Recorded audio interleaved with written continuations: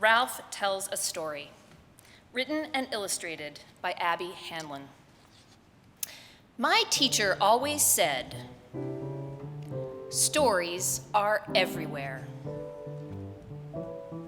And the kids in my class were always finding them.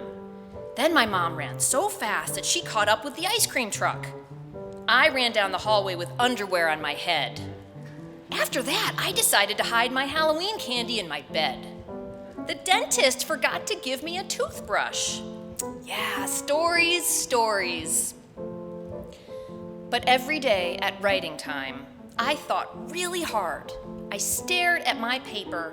I stared at the ceiling. I could not write a story. Then Grandma gave me a cup of coffee and said, "Don't tell your mother." I have no story. So I looked for other things to do.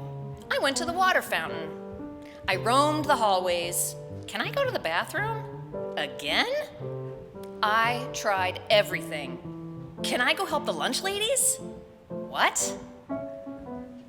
Then one day, after getting sent back to my desk, I begged Daisy for help. I can't write a story because nothing happens to me.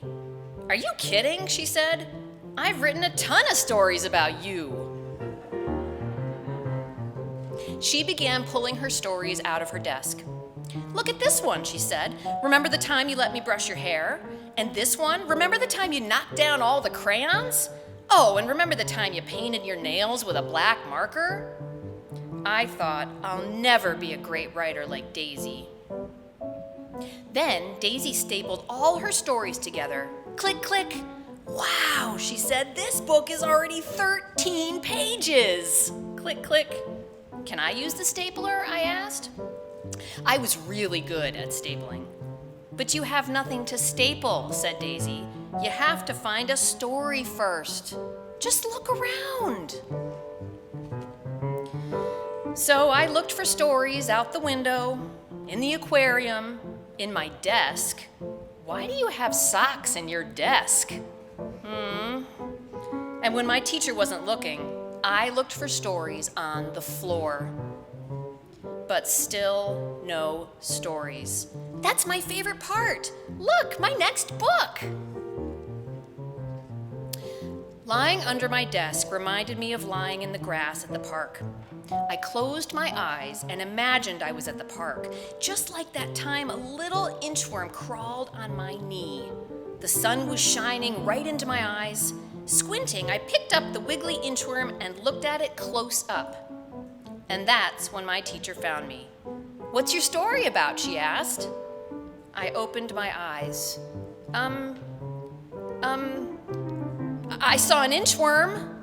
"Wonderful," she said. "I can't wait to read what you wrote." But there was no inchworm story. I sat down and tried to write about the inchworm, but right away I got stuck. "Do you know any inchworm stories?" I asked Daisy. She just rolled her eyes and kept on writing. And then my teacher said, "Writers, come to the rug, time to share." "Ralph, why don't you go first?" said the teacher. I pretended that I had lost my paper. It didn't work. "He's sitting on it." I walked to the front of the rug. It took a long time. I held my paper against my chest so no one could see it. "I was at the park," I said. "An inchworm crawled on my knee." It was quiet. My heart went thump, thump, thump, thump. That's when I looked at Daisy. "Wow, really? Did it feel squishy, Ralphie? Did you take it home?" And then everybody started asking me questions. Did your mom let you keep it? Did you touch it?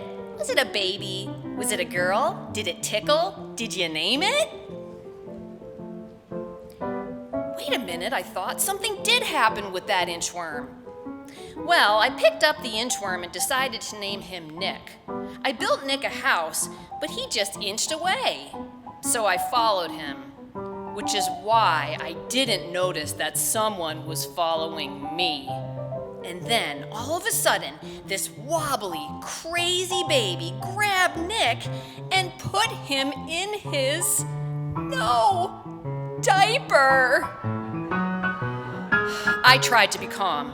"Come on, baby," I said nicely. "Give Ralphie the inchworm." It didn't work. Was this the end of Nick? But then I noticed Nick was escaping. He crawled right up the baby's stomach. Quickly, I rescued Nick and ran. And we spent the rest of the afternoon doing nothing together. The end. Everybody clapped and cheered. "Show the picture, Ralph," someone said. "Wonderful, hooray, yeah, Ralph." I wasn't embarrassed anymore, so I did. That was last year. This year I write stories all the time. I keep finding stories everywhere. This book might be too thick to staple. Writing tips from Ralph. Number 1, get comfortable. Number 2, it's okay to ask for help. What was that funny thing I did again? Number 3, you can always write about what you had for breakfast. Number 4, eat lots of chocolate. Books by Ralph. When I ate too much spaghetti. The shampoo mystery. The marker that never ran out. The crazy supermarket cart. When my mom bought me the wrong size underwear. The lunch lady's friend. When my backpack was really heavy. The case of the missing ice cubes. The worst staple jam ever. When my baby brother ate hot sauce. The scariest hamster. When milk came out of my nose. Daisy's embarrassing birthday party. When the librarian yelled really loud at me. The smelly Band-Aid. When the principal tripped. My bathroom emergency. And finally, The Inchworm Returns by Ralph. The end.